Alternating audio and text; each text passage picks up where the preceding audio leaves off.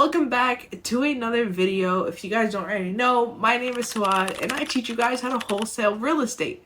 Now today we're going to be talking about a whole different topic. We're still wholesaling real estate, but instead of dealing with residential or commercial or whatever you're usually wholesaling, let's jump to land.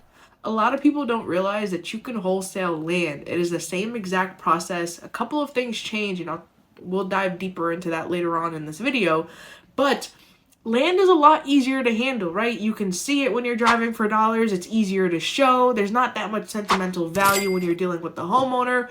So there's a lot of opportunities with land, especially if you live in a more rural area. Like here in Jersey, we don't get that many opportunity to find lots or land here just because there's not enough land up in North Jersey. If you go down to South Jersey, you might have a better opportunity. But other places like Texas, Alabama, Tennessee, there's so much potential if you're doing those areas because there's a lot of lots and land down there. Now, the first part that we have to talk about is the questions to ask, right? We're no longer asking what's the general condition of your house, how many bedroom, bathrooms. Those questions are no longer relevant. We're talking about land-based questions, and I'm going to show you guys exactly what to ask. So first question is figure out who the owners are. Sometimes with land, there's multiple people that are involved. Sometimes it's an inheritance, so all the siblings are involved. So that's the first question you want the answer to. You want to know how many people are involved in this transaction. If it's just one person, if it's a person and their spouse, if it's the entire family, because you need all of their permissions. All of them need to sign the contract in order to be able to close on this. All right, so question number 2 focuses on the characteristics of the land itself. Now, keep in mind, these answers you can find if you go to your tax record site, but a lot of the times you're better off just asking the homeowner. Sometimes they have even deeper knowledge of the land itself than you would probably never find on public county records. Now, the first one is the size of the lot, right? How big is it? How much square footage? How many acres? This is the first question you want to know. The second one is the zoning. The zoning shows you what you can potentially build on this property. So zoning becomes very, very important. Like here in Jersey, some parts we have like an R1 zoning, which means you can build a 1-family house. R2 means you can build a 2-family house. R3 means you can build a 3-family house. So there's a big difference when it comes to zoning because an investor can potentially build only a single family or can potentially build a 3-family house. Now your price for the property becomes different as well. So this is a really important question to ask. The third thing when it comes to characteristics is, are there any utilities for this property? Is there already a sewer in line? Let me stop for a second. Why are you guys not subscribed to me? If you guys are really trying to learn how to wholesale real estate, you should subscribe. I teach you guys this. I am going to be more consistent with it, I promise. You can also follow me on Instagram and TikTok. I post on there more of a daily basis. But if you guys really want to learn, I'm your go-to. I'm going to teach you. Don't buy any course. Don't buy anything. I will teach you. Just subscribe. So let me actually tell you guys a story about this one property and why understanding zoning is so important. So I called this homeowner and they were interested in selling this 1 acre up in North Jersey. And already that's rare in itself to get a whole acre. And he only wanted $60,000. That lot in itself is worth well over 200 grand.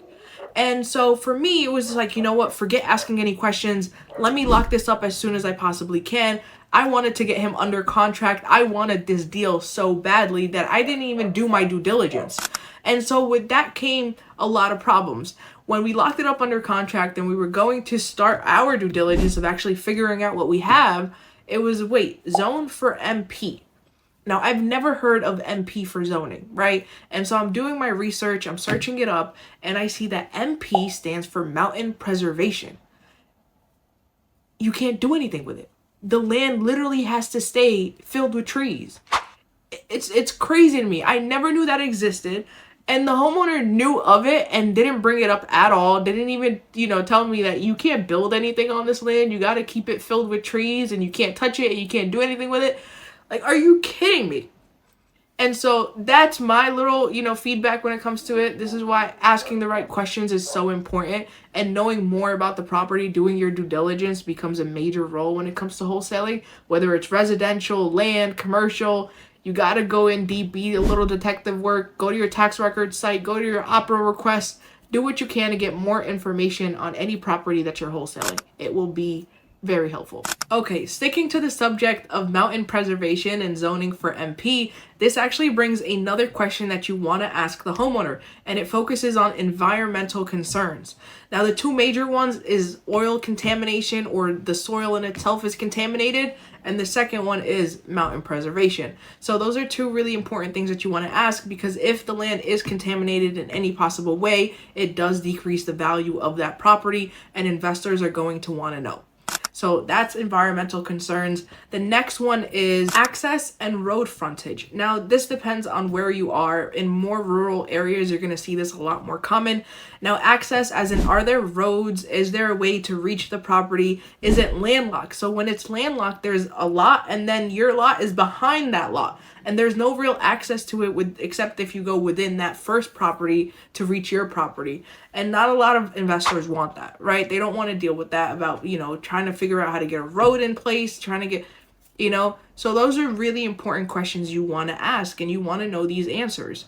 And then the last one is realizing what's happening in town, realizing what's happening in that area, figuring out if there's other new developments in town, if there's someone that's, buying up, gentrifying the neighborhood. There's so many different things, but doing your research on that area, figuring out what is being built there, if it's like the worst part of town, is it the best part of town, this is going to play a major role in the price of that land. So these are the questions you want to know. Next, we're going to be talking about how to comp, how to make an offer, how to be able to run your numbers with land, since it's a little bit different than dealing with regular residential homes. Now that we got all this information answered from the homeowner and from doing our own little basic due diligence, it's time to figure out how much you can potentially offer this property. And so this is where it's a little different. Now, in residential wholesaling, we're looking for comps, we're looking for potentially good properties in great condition, perfect condition, and we're using those as our comps to use for our ARV, right? We find like 3 of the best houses that are similar to the property that we have, and we add it all up, divide it by 3, we get our ARV, our after repair value, which basically means after this house is all fixed up, this is how much it could potentially sell for. Now with land, it's a little different. The way that we go about it is what can potentially be built on this land, and we use that number to run our comps.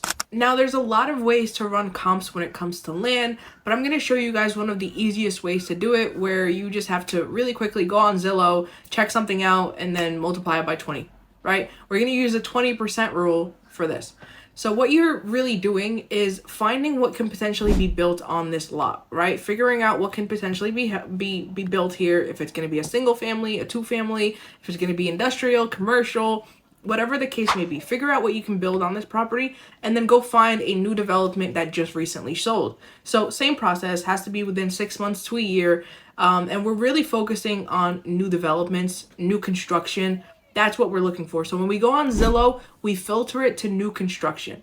And now what we're looking for is houses that were built in the same square footage of the home that we have, of the lot that we have. So if we have a lot that's about 1,500 square foot, I'm looking at all the new construction, new developments that are around 1,000 to about 2,000 square feet. And I'm going to use that number. So let's say it's 500,000, and I'm going to multiply it by 20%. Now that 20% is the formula that we're going to be using. So that 20% actually gives me an estimated value for just the land by itself.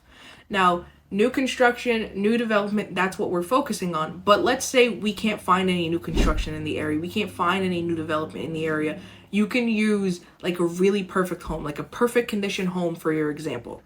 Because a new development home is going to be worth a lot more than, older homes, just because it's brand new. So always, keep that in the back of your mind. But let's say you just can't find new development and new construction for your comps. You can use a perfect home that you find that, looks great, has the same square footage. You can use that. So let's say it was 500,000. You're going to multiply it by 20%. The value of the land is $100,000. And that is what I would offer to the homeowner. I'd probably start at around 80, 90. That way I can assign the contract for 100, maybe 110 if I'm trying to push it a little higher. So that's how it works. That's how you really run the comps for land. You just find what can potentially be sold on that piece of land, multiply it by 20%, right? If you can build $1 million house on that piece of land, then, your land is worth $200,000. So for those of you that are struggling to close your first deal and you've been sticking to residential or commercial and you just haven't had any luck, try land. right? Nothing to lose, right? Same contract, same process, same steps, and it's a lot easier, and it's not as saturated as regular residential because a lot of people just don't understand land, don't realize of the simplicity of land.